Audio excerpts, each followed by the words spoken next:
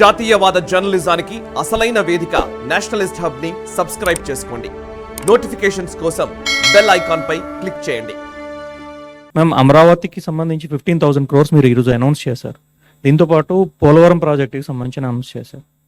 So 15,000 crores government grant ఇస్తుందా లేదా loan రూపంలో ఇస్తుందా? ఒకటి.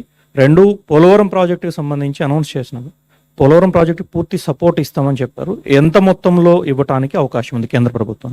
ముందుగా పోలవరం గురించి మాట్లాడితే దానికి ఒక పోలవరం నేషనల్ ప్రాజెక్ట్స్, సో అది కేంద్ర ప్రభుత్వం మీద ఉంటుంది. మోస్ట్ నేషనల్ ప్రాజెక్ట్ అని చెప్పినప్పటికీ అది సెంట్రల్ గవర్నమెంట్ ఇంప్లిమెంట్ చేస్తుంది. కానీ ఇక్కడ ఆంధ్రప్రదేశ్ గవర్నమెంట్ ఇంప్లిమెంట్ చేస్తుంది నేషనల్ ప్రాజెక్ట్ని. అది 2014లో మనం ఒప్పుకున్నాం ఆ కండిషన్కి. దాని ప్రకారం రీహాబిలిటేషన్ ఎంతవరకు కట్టుబాటు ఉంటుంది, ఎంతవరకు గ్రామంలో ఉన్న వాళ్ళని అక్కడి నుంచి తరలించినప్పటికీ వాళ్ళకి ఇవ్వాల్సిన అమౌంట్ ఎంత ఉంటుంది, రిలీఫ్ రీహాబిలిటేషన్ 2013 యాక్ట్ కింద, ఇవన్నీ డీటెయిల్స్ అప్పటికే ఒక లెవెల్కి ఒప్పుకున్నాక క్యాబినెట్ నుంచి అప్రూవల్ తీసుకున్నారు. అప్రూవల్ ఒక ఎత్తు వరకు పోలవరం డ్యామ్ బిల్డ్ చేయడానికి. దాని తర్వాత కన్స్ట్రక్షన్స్ మొదలు పెట్టినప్పటికీ మెల్లమెల్లగా ఒక హైట్ వరకు వచ్చి దాని తర్వాత కింద ఉన్నటువంటి గ్రామాలకి ఇచ్చాం కానీ పైన ఉన్నటువంటి గ్రామానికి ఇవ్వలేదు. ఇట్లాగా కొత్త ఇష్యూస్ రావడం మొదలైంది. సో నేను మీకు చెప్పవలసిన విషయం ఏంటంటే, ఇప్పుడు వరకు ఒప్పుకున్న అన్ని కండిషన్స్కి గవర్నమెంట్ ఎంతవరకు డబ్బు ఇవ్వాలో అది ఇస్తాం. ఇప్పటికీ ఇంకా కొత్త ప్రాబ్లమ్స్ కూడా కొంచెం వచ్చి ఉన్నాయి. నేను ఆ వివరంలో వెళ్ళలే. కానీ అది ఒక నేషనల్ ప్రాజెక్ట్, మేము ఒప్పుకున్నాం. సెంట్రల్ గవర్నమెంట్ అది తనకంటూ ఉన్నటువంటి ఒక ప్రాజెక్ట్ అని ఒప్పుకుంది. సో అది కంప్లీట్ చేయడానికి ఎంత అవుతుందో అంత మేము చేయాల్సిందే. తర్వాత అది గ్రాంటా లేదు సెంట్రల్ గవర్నమెంట్ మల్టీనేషనల్ బ్యాంక్ నుంచి తీసుకొస్తున్నారు ఏంటి అని అంటే, నేషనల్ ప్రాజెక్ట్ అన్నప్పటికీ ఖర్చు మాది కదా. సో గ్రాంటా అని అడగడానికి అక్కడ ఆస్కారం లేదు. ఒక నిమిషం, నా పోలవరం గురించి మొదలు పెట్టాను కదండి.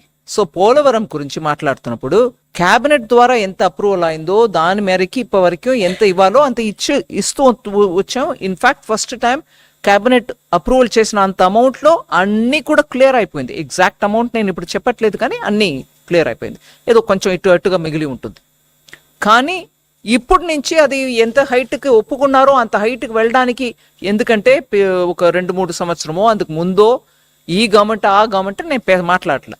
మొత్తానికి దాంట్లో ఉన్నటువంటి ఇబ్బందుల్ని దాటుకొని ఇవాళ అది కంప్లీట్ చేయడానికి ఎంత అవుతుందో అది మేము వాళ్ళతోటి కలిసి మాట్లాడి దానికి ఫుల్ సపోర్ట్ ఇస్తాం అనేదే మా స్టేట్మెంట్. కరెక్ట్. రెండో ప్రశ్న ఏంటంటే 15,000 క్యాపిటల్ అమరావతి క్యాపిటల్ కన్స్ట్రక్షన్. ఎందుకంటే ఆంధ్రప్రదేశ్ రీఆర్గనైజేషన్ యాక్ట్ మేరకి స్టేట్ క్యాపిటల్ బిల్డ్ చేయడానికి సెంట్రల్ గవర్నమెంట్ దానికి స్టేట్ గవర్నమెంట్కి హెల్ప్ చేయాలని యాక్ట్ ప్రకారం ఉంది. So capital city Amaravati build up చేయడానికి మేము డెఫినెట్గా వాళ్ళకి అసిస్టెన్స్ ఇవ్వాలి. ఇప్పుడు నేను చెప్పిన 15,000 కోట్లు వరల్డ్ బ్యాంక్ అసిస్టెన్స్ తోటి మేము వాళ్ళకి తెప్పిస్తున్నాం. దానికి కౌంటర్ పార్ట్ ఫండింగ్ కూడా ఉంటుంది. కానీ ఇవాళ స్టేట్ పొజిషన్ ఎలా ఉంది, అది ఎట్లాగా వాళ్ళు ఇస్తారా ఇవ్వలేరా, అది మేము సెంటర్ నుంచి గ్రాంట్ ఇచ్చుకుంటామా, ఇవన్నీ చూసి వాళ్ళతోటి మాట్లాడుకొని చేస్తాం. ఎందుకంటే ఆఖరికి ఆ క్యాపిటల్ లేకుండా 10 సంవత్సరం వెళ్ళిపోయాయి. ఆంధ్రప్రదేశ్కు ఒక క్యాపిటల్ ఉండాలి. భారతదేశంలో ఒక రాజ్యం ఉందనంటే క్యాపిటల్ లేకుండా అది ఆంధ్ర. అది యాక్ట్ ప్రకారం ఈ పార్టీకి క్యాపిటల్ అక్కడ ఉండాల్సిందే. నేను ఎవరు చేస్తారు ఎవరు చేయలేదు అనే విషయానికి వెళ్ళలే. ఆ క్యాపిటల్ బిల్డ్ చేయడానికి కేంద్ర ప్రభుత్వం పూర్తిగా కట్టుబడి ఉంది.